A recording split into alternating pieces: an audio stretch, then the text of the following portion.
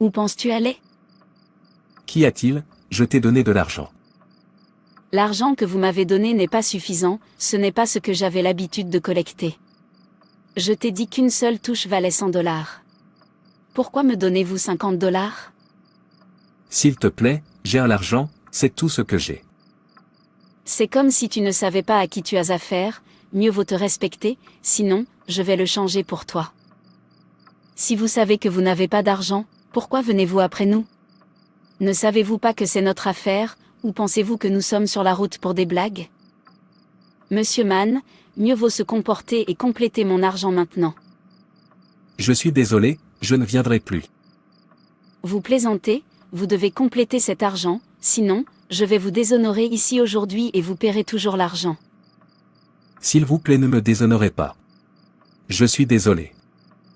Regarde-le, tu sais que tu n'as pas encore d'argent, tu ne peux pas tenir ton truc, tu le laisses te déshonorer. Abeg, complète mon argent avant que je le change pour toi. Oh non, dans quoi me suis-je poussé? Vous n'avez rien vu, la prochaine fois, garde ton truc serré. S'il vous plaît, permettez-moi de passer un appel. Laissez-moi voir si je peux emprunter de l'argent à mon ami. Priez pour que vous obteniez mon argent. Ô Dieu, sauve-moi aujourd'hui, après aujourd'hui, je ne tomberai plus dans la tentation. Alors tu connais Dieu, et tu es occupé à tout poursuivre en jupe. S'il vous plaît, donnez-moi mon argent, c'est tout ce qui m'importe. Je sais, laisse-moi appeler mon ami. Bonjour Jude. S'il vous plaît, mon ami, aidez-moi avec 50 $. Je te rembourserai. Dans ce pays, au moment où je vous parle, si vous me renversez, vous ne verrez pas 20 $ dans ma main, même sur mon compte. S'il vous plaît, essayez de m'aider, je suis dans une situation difficile. J'ai dit que je n'ai pas d'argent sur moi, si j'en ai, je te donnerai. D'accord, je t'ai entendu. Oh non, qu'est-ce que je fais maintenant? Monsieur Mann, répondez-moi s'il vous plaît. Vous me faites perdre mon temps, et j'ai un autre client à m'occuper. Permettez-moi d'appeler une autre personne. Oh, Dieu, sauve-moi, je ne retomberai plus dans la tentation. Bonjour Jude. Peter, s'il te plaît, sauve-moi. Je suis dans le pétrin. Je suis encore tombé. J'ai besoin de 50 $. Je ne veux pas être déshonoré, s'il vous plaît. D'accord, calme-toi. Je t'enverrai l'argent, mais essaie de t'aider toi-même. Vous ne pouvez pas tomber dans la tentation tout le temps. Cela ne parle pas bien de vous en tant que chrétien. Merci beaucoup.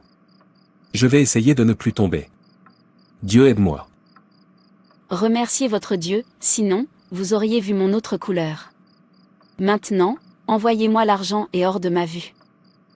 Très bien. J'ai failli tomber en disgrâce aujourd'hui. Que diraient les gens en me voyant dans un tel état que le chrétien que je prétends être? Ô Dieu, aie pitié de moi et aide-moi à surmonter les tentations des femmes et d'autres choses qui me dépriment. Jude, je suis heureux de te rencontrer enfin, ça fait longtemps, je secoue. Je vais bien, et comment vas-tu?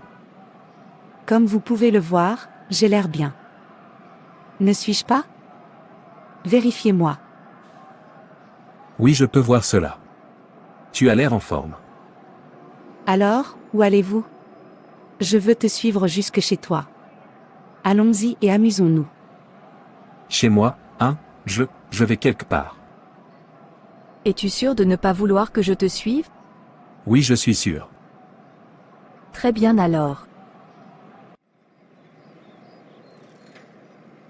Oh non, elle est trop belle. Et elle m'a proposé de me suivre jusque chez moi. Et elle ne me demandera pas de la payer, ce sera très amusant. J'ai hâte d'avoir ce plaisir. Qu'est-ce que je fais maintenant? Je ne veux pas manquer ça. Je pense que je devrais la rappeler. Je ne peux pas m'en empêcher.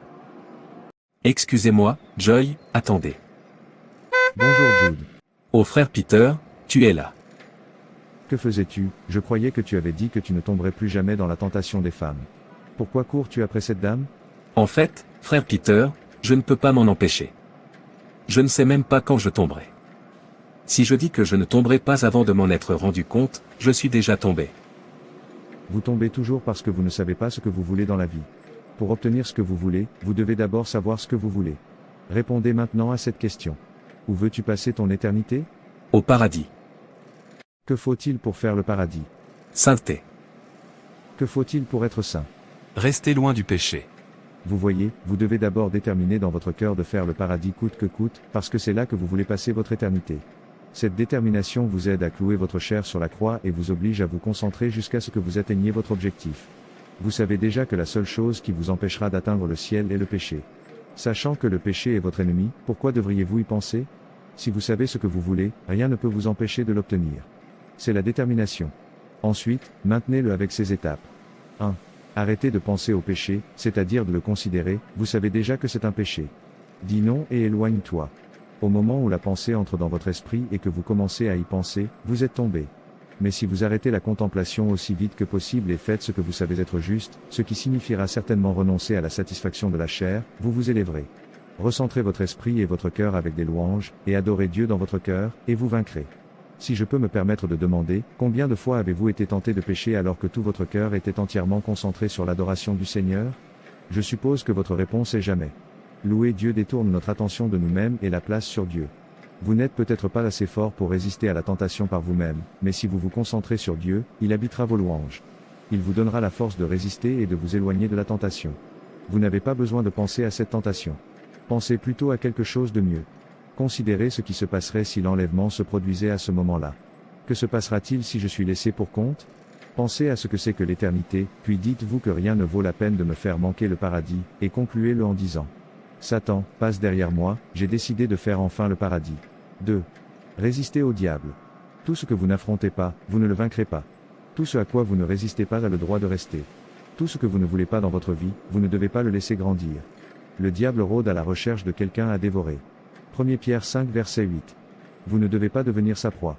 Ne tolérez pas ses suggestions et ses agents autour de votre vie. Soumettez-vous donc à Dieu. Résistez au diable, et il fuira loin de vous. Jacques 4 verset 7. Si vous savez que vous ne pouvez pas vous retenir, trouvez-vous une femme.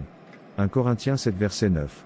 Maintenant aux célibataires et aux veuves, je dis ceci, il est bon pour eux de rester célibataires, comme je le suis.